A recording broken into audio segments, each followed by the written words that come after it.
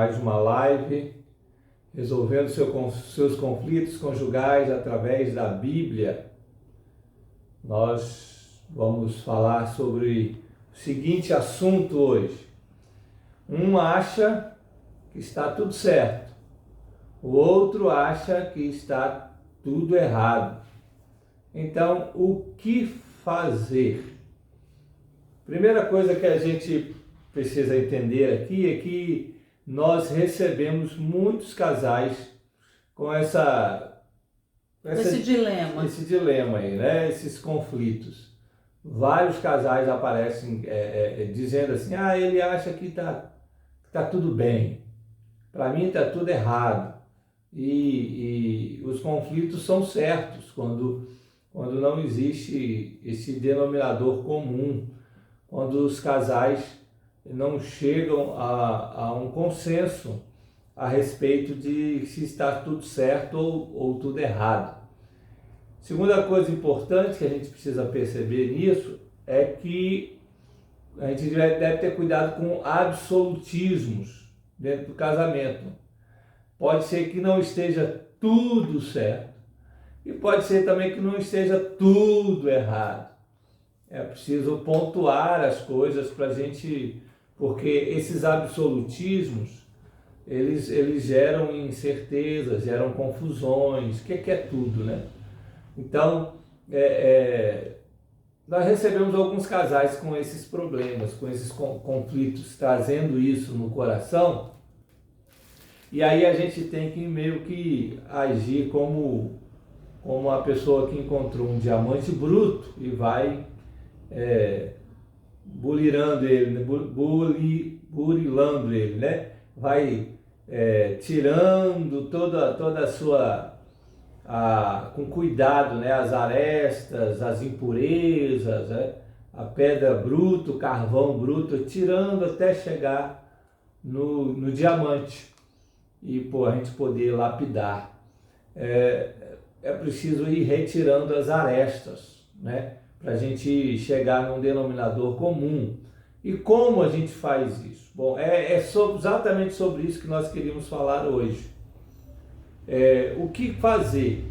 O que vocês devem fazer quando um acha que está tudo certo, o outro acha que está tudo errado e vice-versa, né?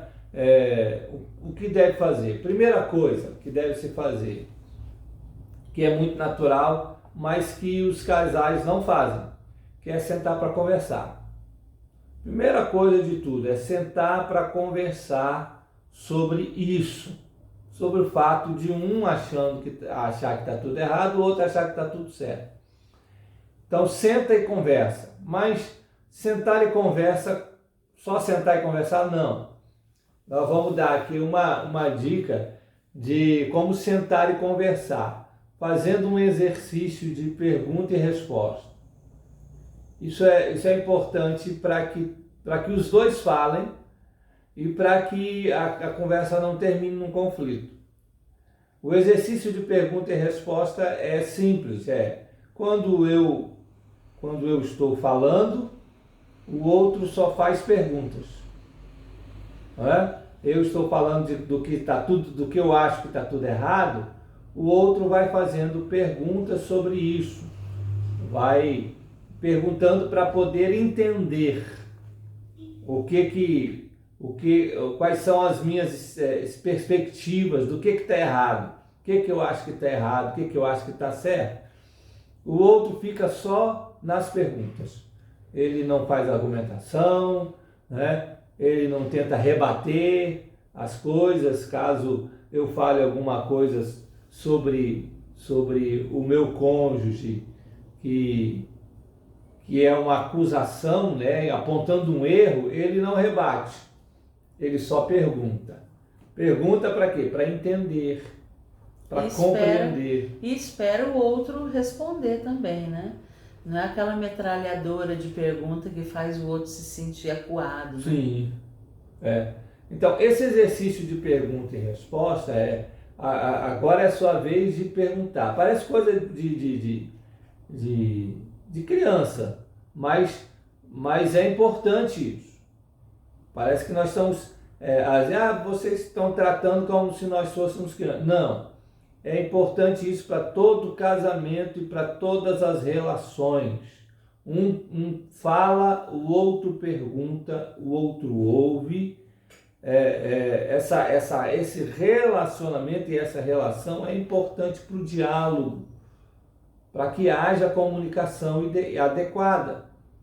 Então, primeira coisa é sentar para conversar. Enquanto um pergunta, o outro só responde.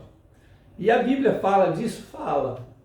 A Bíblia fala dessa coisa de perguntar, de responder. Olha o que a Bíblia diz sobre isso. Provérbios capítulo 18, verso 13. Responder antes de ouvir é estultícia e vergonha. Então, o autor bíblico deixa claro, é vergonha você, é insensatez você responder se você nem ouviu. Então, ouça primeiro, estipule em um dos dois quem é que vai começar a falar. Se você acha que está tudo errado, então diga aí quais são as coisas que estão erradas. E você ouve. Se você não entendeu alguma coisa, você pergunta, só pergunta, sem rebater. Vai chegar a sua hora de falar, vai chegar a sua hora de argumentar, vai chegar a sua hora de dizer que o outro não está certo por causa disso e disso e disso. Aí é a vez do outro só ouvir e só perguntar também. É muito comum a gente deixar de perguntar achando que a gente entendeu, ou eu nem vou perguntar porque eu não preciso, eu já sei. Eu já sei, foi sempre assim. Eu já sei, ele age sempre assim. Eu já sei, eu conheço ela. E muitas vezes nós caímos nesse erro, porque muitas vezes nós erramos, nós não sabemos. Né? O outro estava pensando e imaginando uma coisa e nós achávamos que estávamos cientes e entendendo a motivação e a direção do outro. Tudo isso por falta de conversar. Né?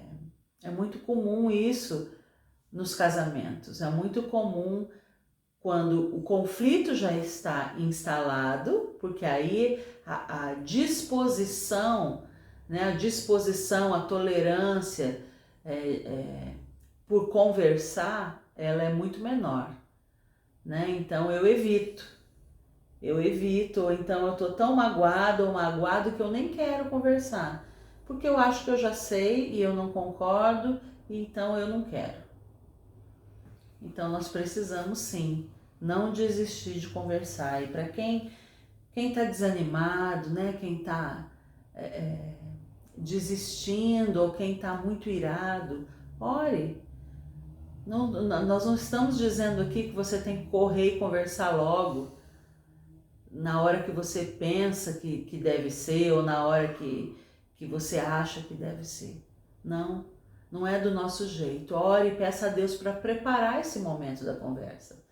E quando você pede isso a Deus, você já está indo com o coração, pelo menos deveria, estar indo se aproximar do Senhor em oração, entendendo que Ele vai apontar o momento certo.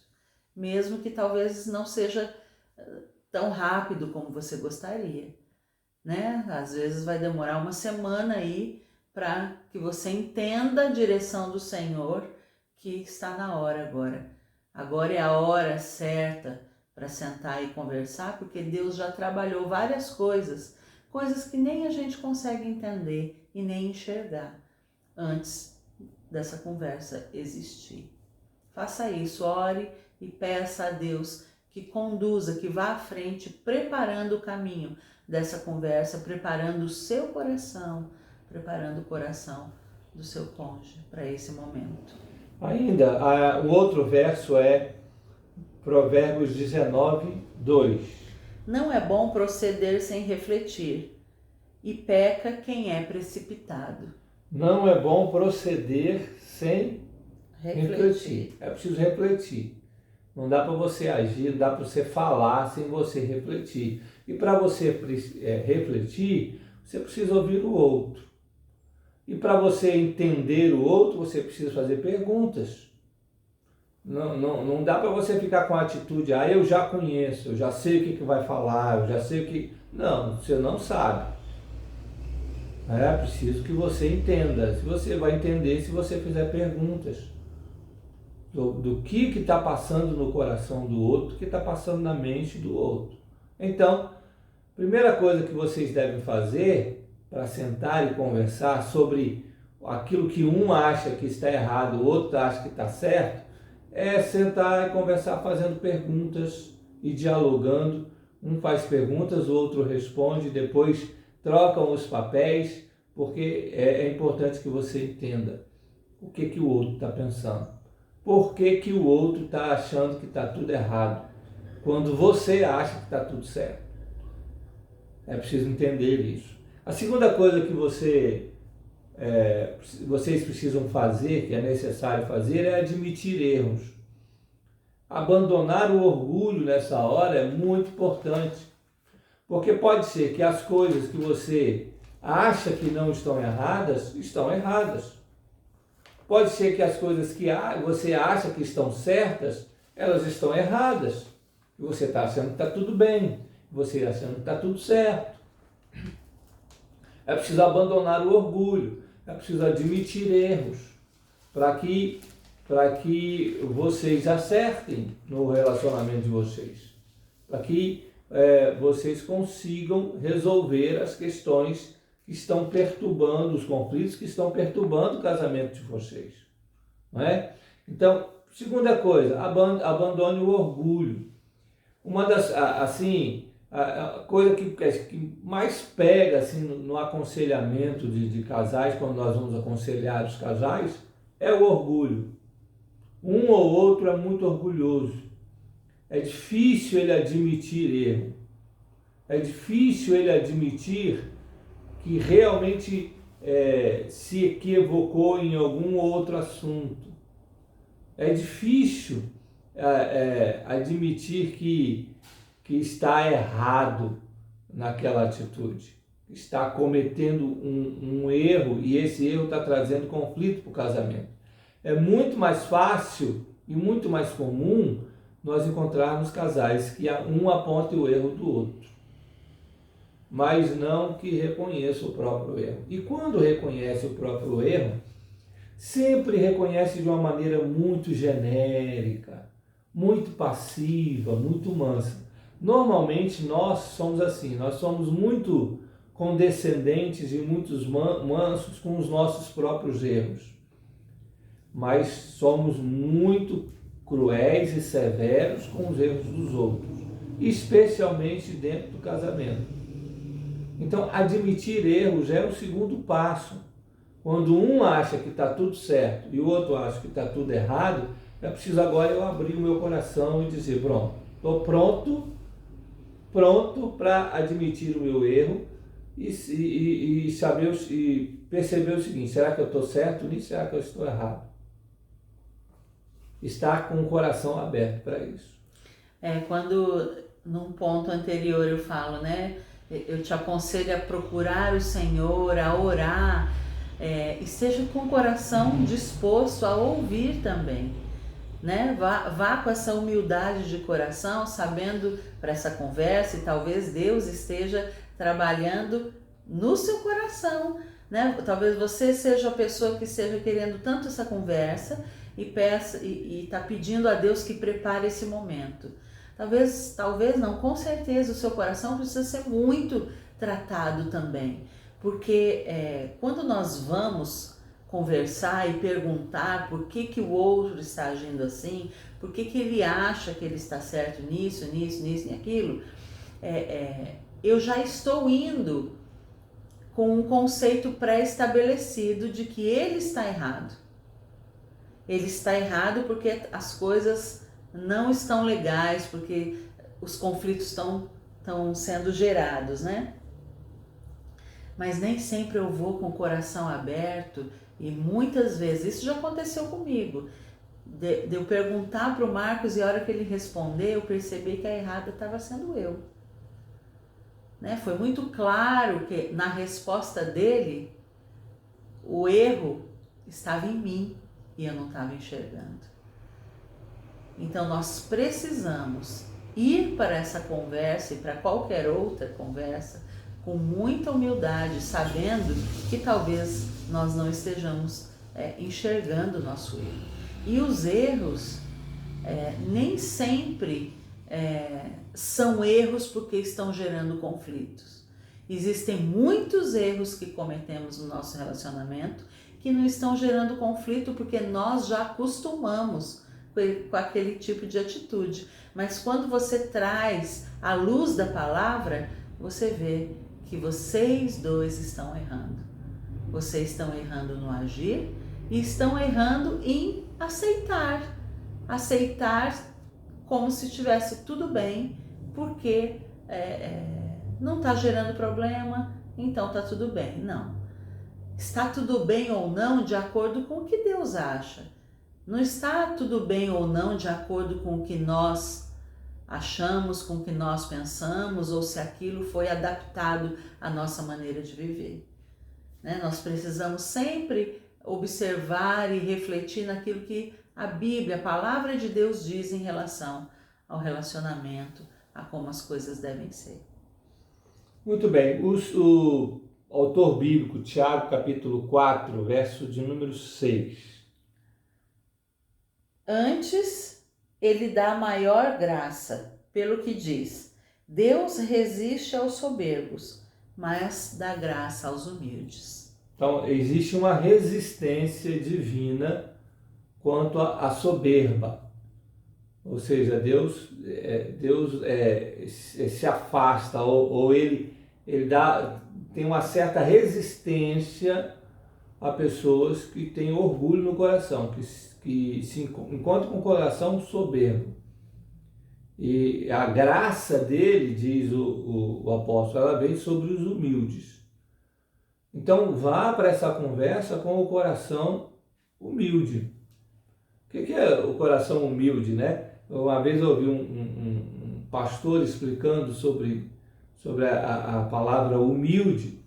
A palavra humilde vem de humus, né? do latim humus, que é umidade, da onde nós tiramos a palavra umidade. O solo úmido é aquele solo onde você joga a semente e ela floresce com facilidade. Então, o humilde, que vem de humus, que vem de umidade, é aquele coração onde você joga a palavra e ele acata aquilo. Aquilo floresce dentro dele. Brota, né? Brota. Você faz uma correção, mesmo que seja uma correção, corrigindo algum erro, aquilo brota dentro do coração dele. Ele não deixa morrer isso dentro do coração dele. Não é um coração de pedra, é um coração humilde, cheio de umidade.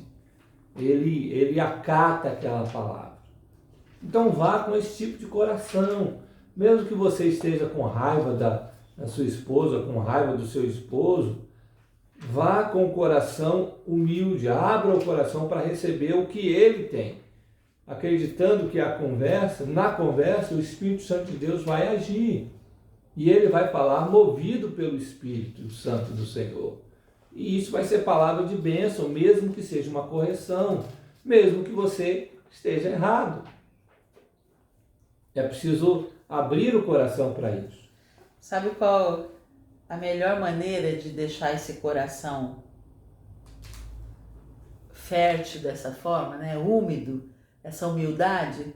Através da leitura da palavra, né?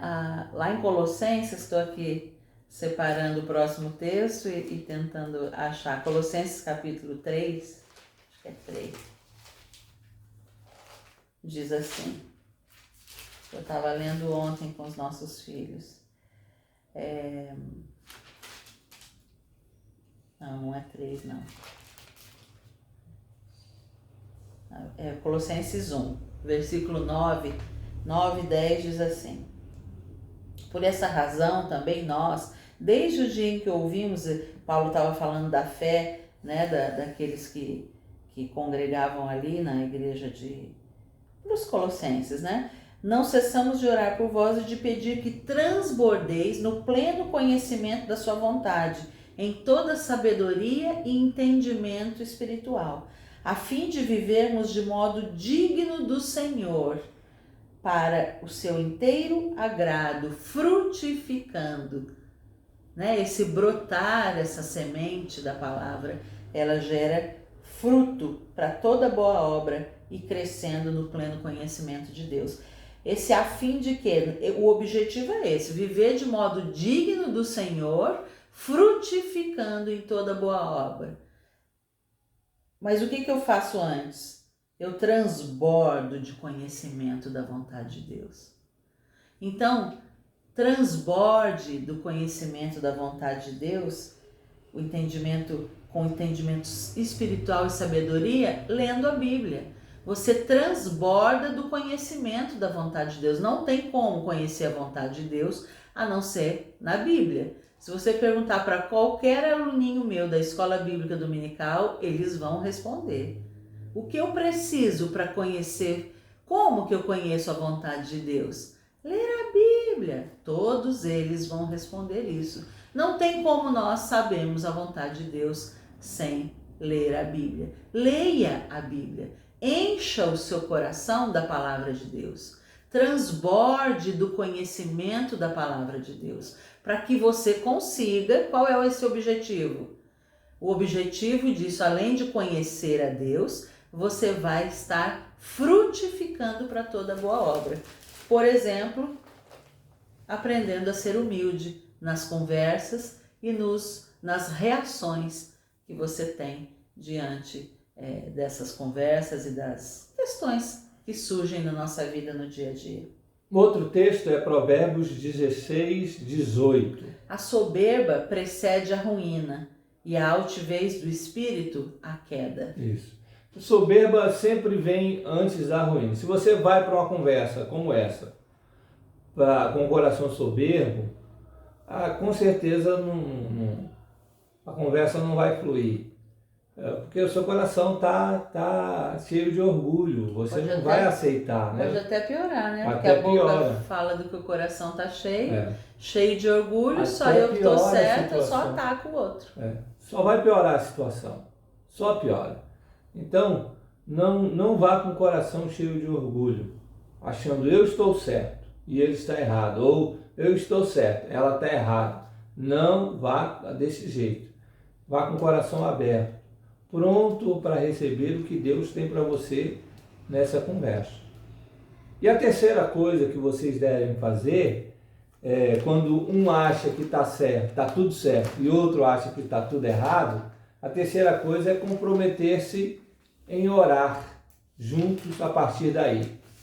A partir de então, a partir dessa conversa que vocês têm, em que um pergunta, o outro responde, em que você vai com o coração cheio de humildade, né? Você abandona o orgulho para conversar. Então, a partir daí, vocês devem se comprometer a orar juntos.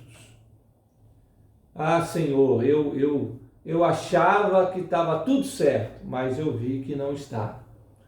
Senhor, eu achava que estava tudo errado, mas eu vi que tem muitas coisas certas e corretas dentro do nosso casamento. Então, a partir daí, é hora de vocês se comprometerem a orar juntos diariamente, a estarem juntos, lendo a palavra e orando.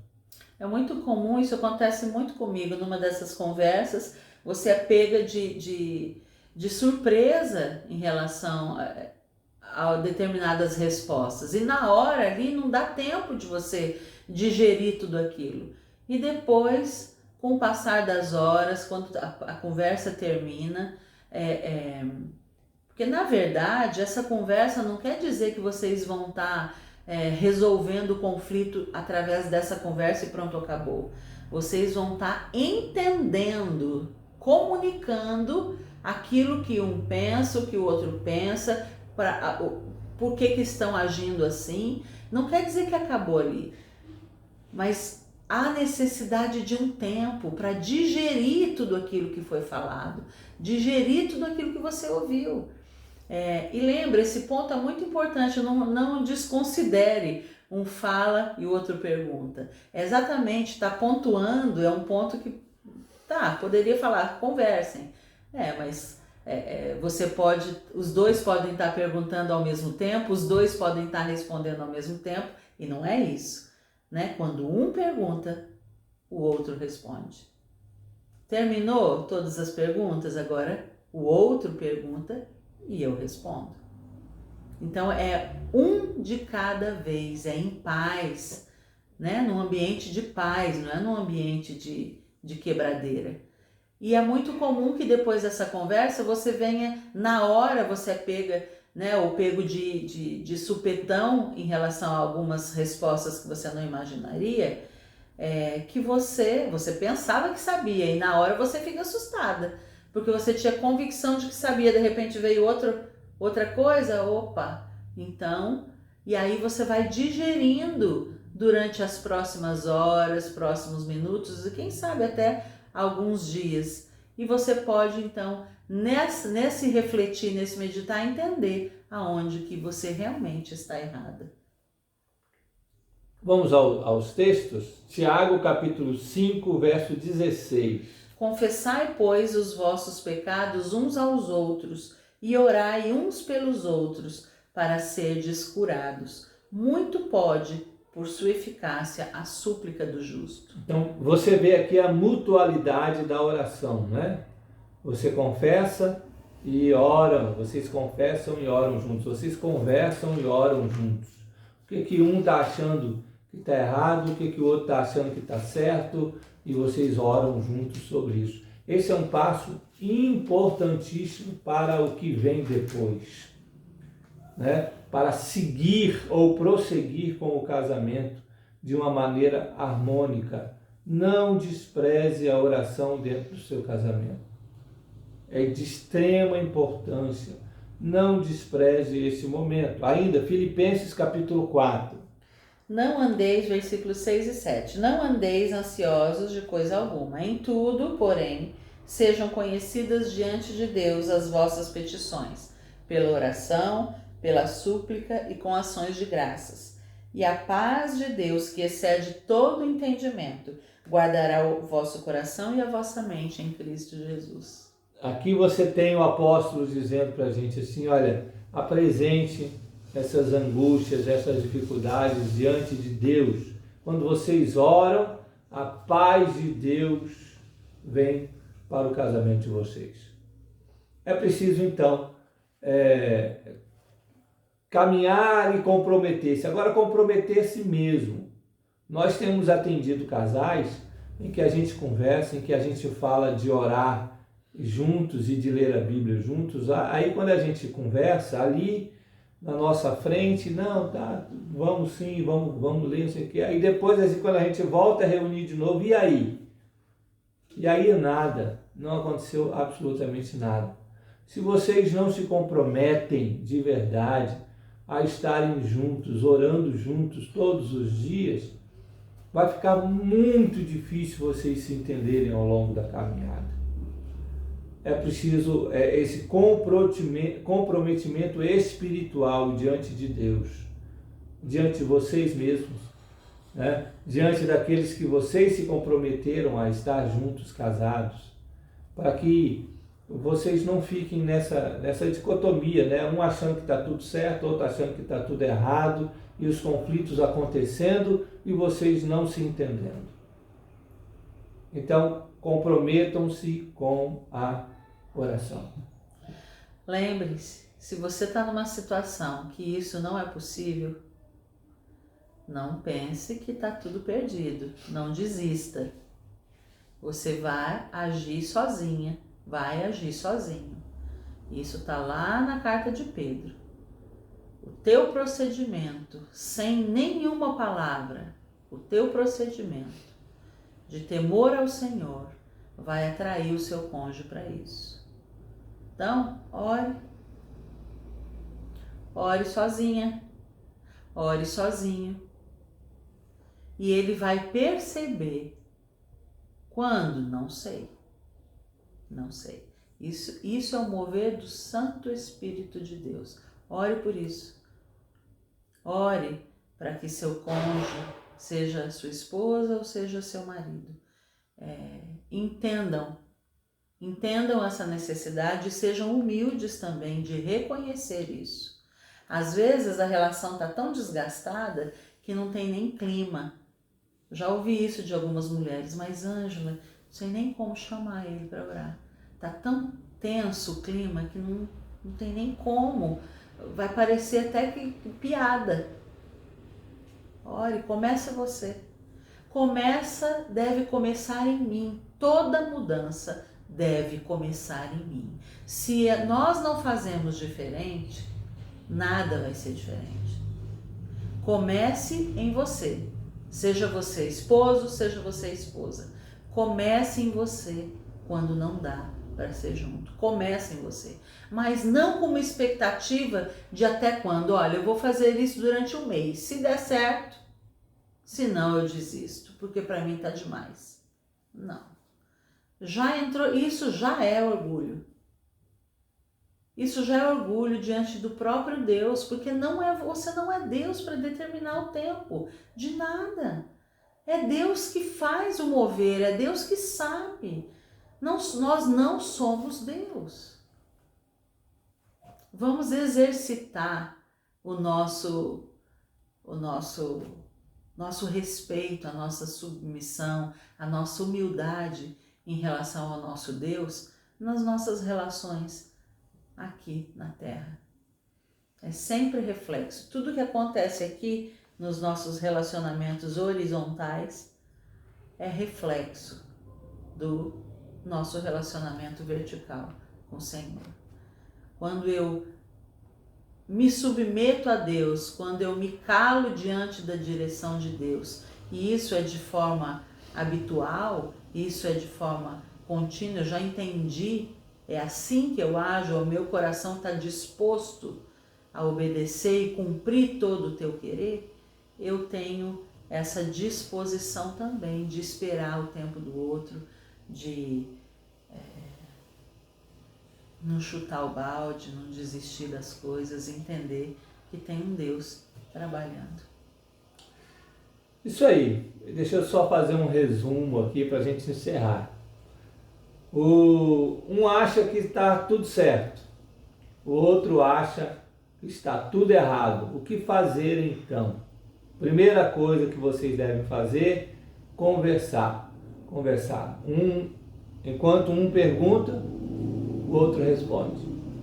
Segunda coisa, admitir erros, abandonar o orgulho.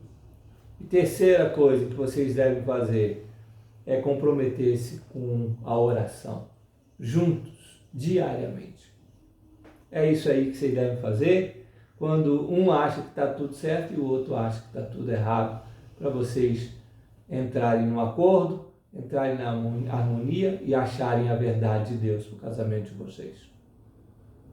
Bom? Que Deus abençoe você mais nessa semana, mais uma semana que temos aí pela frente e que a gente tenha um coração disposto a obedecer ao Senhor todos os dias. Pare para pensar antes de fazer as escolhas. Pare para pensar. Pensar não com o seu entendimento, mas com a vontade de Deus. Amém. Fique com Deus.